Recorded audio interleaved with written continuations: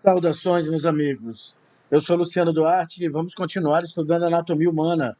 Em primeiro lugar, quero falar aos meus estudantes que estejam bem, estejam com saúde, bem como seus familiares. Cuidem-se, isso vai passar. Bom, pessoal, vamos continuar nosso esquema de bate-papos aqui, falando sobre o sistema esquelético. Vejamos então, tecido ósseo e homeostasia. Sempre faço questão de conversar com vocês e explicar como aquele sistema contribui para o perfeito funcionamento do corpo humano, para a estabilidade das demandas funcionais, chamada homeostasia. Bom, o tecido ósseo está continuamente em crescimento, em remodelagem e em autorreparação. Isso faz do osso, pessoal, do sistema esquelético, de uma forma geral, uma estrutura muito dinâmica, que continuamente está se trocando. Normalmente você tem uma troca de esqueleto, né, falando assim de uma forma generalizada, a cada 10 anos. E como contribui o sistema esquelético, o tecido ósseo para a homeostasia? Fornecendo suporte, né? Daqui a pouco nós vamos ver as funções do sistema esquelético, e isso vai casar muito direitinho. E aí nós tecemos mais comentários sobre o que é fornecer suporte, o que é fornecer proteção, o que é produzir células sanguíneas, como é que o osso produz células sanguíneas, e o armazenamento para minerais e triglicerídeos. Então, dessa forma, ou nessas formas, se tem o tecido ósseo contribuindo para a homeostasia. O osso é composto de diversos tecidos diferentes e eles trabalham em conjunto para funções específicas. Assim, cada osso individualmente é considerado um órgão. Já comentamos que um órgão é uma estrutura constituída de dois ou mais tecidos. Nunca um órgão é constituído por apenas um tecido. Assim sendo, o osso é um órgão. Cada osso é um órgão. Ali há estruturas constituídas pelo próprio tecido ósseo, que é um tipo de tecido conjuntivo. Você tem ali presente cartilagem, vasos sanguíneos, fáscia muscular, enfim, filetes nervosos, né? Tecido nervoso, enfim, o osso é uma estrutura dinâmica e complexa. Bom, pessoal, o tecido ósseo é um tecido vivo dinâmico, né? Estamos comentando sobre isso, e complexo. Participa continuamente em um processo chamado de remodelagem. O que é remodelagem? A construção de um novo tecido ósseo e a degeneração do tecido ósseo velho. Então, constantemente estamos em troca. O metabolismo ósseo é muito dinâmico, é muito frenético, como diz a garotada hoje em dia. É um tecido que está sempre se renovando, se remodelando, destruindo as células velhas, reconstruindo e tendo um outro aspecto morfofuncional. Quais as funções? Para que serve o sistema esquelético? Antes que façamos esses comentários, é de suma importância sabermos quem compõe o sistema esquelético. Quem compõe o sistema esquelético, meus caros, são os ossos e as cartilagens. Certamente falaremos mais desses elementos no decorrer aqui do nosso papo. E outra coisa, o que é esqueleto? Como eu conceituaria esqueleto? Eu posso falar que o esqueleto é um conjunto de ossos que articulam-se entre si e que constituem um arcabouço, que é uma estrutura. Está aí um conceito simples de sistema esquelético. Mas vamos às funções. O tecido ósseo, em primeiro lugar, ele compõe cerca aí de 18 a 20% do peso corporal. Ele realiza diversas funções básicas importantes. Como nós dissemos, em relação à sua contribuição à homeostasia, suporte. Mas suporte para quê? Suporte para fixação, para inserção da maioria dos músculos estriados esqueléticos. Isso se dá por meio de tendões. Os tendões são um dos componentes de um músculo estriado esquelético típico. E qual a função do tendão? fixar o músculo no esqueleto, né? Fixar, inserir, inserção que vem do latim insertio, que quer dizer fixação. Proteção. O esqueleto propicia proteção a nossos órgãos vitais. O encéfalo, está encerrado na cavidade do crânio. Então, o esqueleto da cabeça é protetor do encéfalo. A medula espinal está no interior da coluna vertebral. É um outro exemplo aí, uma outra demonstração de proteção. Estômago, fígado, rins, baço, pulmões, coração, grandes vasos sanguíneos são protegidos pelo esqueleto do tórax. Então temos aí esquemas interessantes de proteção. A medula óssea vermelha, não é a medula espinal. Medula óssea vermelha, ela está no interior dos ossos, né? Então, os ossos protegem a medula óssea vermelha. E aí você pergunta, mas o que tem a ver a medula óssea vermelha? Ela é produtora de células sanguíneas. Assistência ao movimento.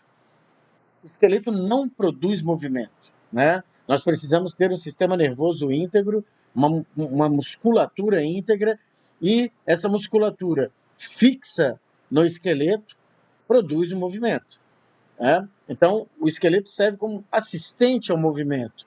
Nós podemos, então, associar a função 1 de suporte, pois o esqueleto é ponto de fixação para a maioria dos músculos, e 3, a assistência ao movimento, né? Constitui aí o esqueleto um grande assistente e um componente para o movimento. Homeostasia mineral. O tecido ósseo armazena diversos minerais, sobretudo, meus amigos, cálcio e fósforo, que contribuem para a resistência dos ossos. Isso é muito visível na situação da gestação. O bebê ele vai constituindo-se no que diz respeito ao seu esqueleto a partir das reservas minerais de cálcio e fósforo, sobretudo, de sua mãe. Produção de células sanguíneas. Dentro de certos ossos, um tipo de tecido conjuntivo chamado de medula óssea vermelha faz a hematopoiese, ou seja, produção de células sanguíneas. Nós sabemos que a medula óssea vermelha pode ser doada e deve ser doada, pois ela encontra-se em grande quantidade no osso do quadril, né, na região da crista ilíaca, onde normalmente faz as funções, também no externo, nas costelas e na mandíbula. Então, o esqueleto abriga essa estrutura nobre que é a medula óssea vermelha, produtora de células sanguíneas. E o armazenamento de triglicerídeos. Há também estruturas, sobretudo nos ossos longos, chamada medula óssea amarela. A medula óssea amarela é um grande armazenador de triglicerídeos. Os triglicerídeos, meus amigos, são reservas de energia e não devem ser considerados como vilões, a não ser que estejam em excesso, é claro. E aí vocês verificam nesse item os componentes, ossos e cartilagens. Antes da divisão do esqueleto, que apareceu aí rapidamente, eu gostaria de citar para vocês que as cartilagens, isso pode ser anotado, as cartilagens, elas têm a propriedade de ser avasculares, ou seja, uma cartilagem não é permeada, não é irrigada por vasos sanguíneos. E outra questão é que as cartilagens não recebem filetes nervosos, não são inervadas as cartilagens. Então, as cartilagens não doem. E podemos citar aí os tipos de cartilagem existentes. As cartilagens elástica, hialina e fibrocartilagem, que no contexto do esqueleto vão ter papéis diferenciados. E agora sim, divisão do esqueleto. Meus amigos, nós temos um esqueleto central, que é o esqueleto eixo, que é o esqueleto axial. É o esqueleto que está no centro do corpo humano. Então, os constituintes do esqueleto axial serão ossos do crânio, ossos do pescoço e ossos do tronco. E aí sempre a garotada pergunta, poxa, por que tanta redundância em ossos disso, ossos daquilo? Para nós lembrarmos, pessoal, que o componente do esqueleto axial não pode ser definido como cabeça, tronco. Por quê? Porque cabeça envolve pele, vasos sanguíneos, vasos linfáticos, nervos. Então, ossos da cabeça, ossos do tronco, ossos do pescoço. Esqueleto axial é o eixo. Pendurado ao esqueleto axial, pessoal, apenso ao esqueleto axial, nós temos o esqueleto apendicular. O esqueleto apendicular, pessoal, está conectado ao esqueleto axial por meio dos cíngulos. Os cíngulos, como já disse, são o cíngulo do membro superior e o cíngulo do membro inferior. Esses cíngulos são importantíssimos porque conectam o esqueleto apendicular dos membros, obviamente, no esqueleto axial.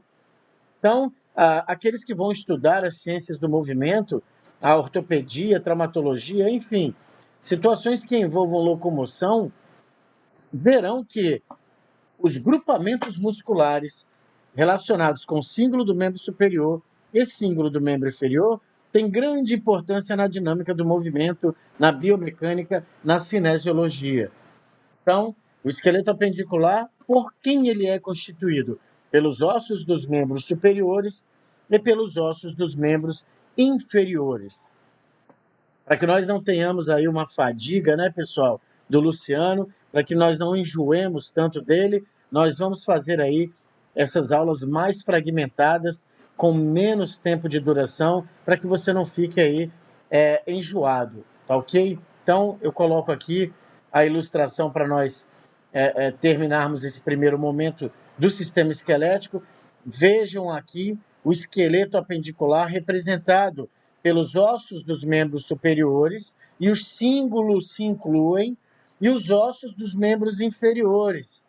Os ossos do quadril se incluem, mas percebam, o sacro e o cóccix não, já que são ossos do tronco, na verdade, ossos da pelve, né? E se enquadram no esqueleto axial. Então, essa representação aqui, ou essas representações ilustrativas, definem perfeitamente os ossos do esqueleto apendicular e os ossos do esqueleto axial.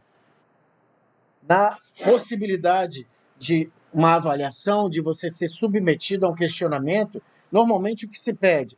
Quem são, das alternativas abaixo, aponte a única alternativa que só traga osso do esqueleto axial. Então você, conhecedor dos ossos do corpo humano, sabe que os ossos da cabeça, os ossos do tronco, do pescoço, né, as vértebras cervicais, os ossos aqui desse esqueleto serão do esqueleto axial.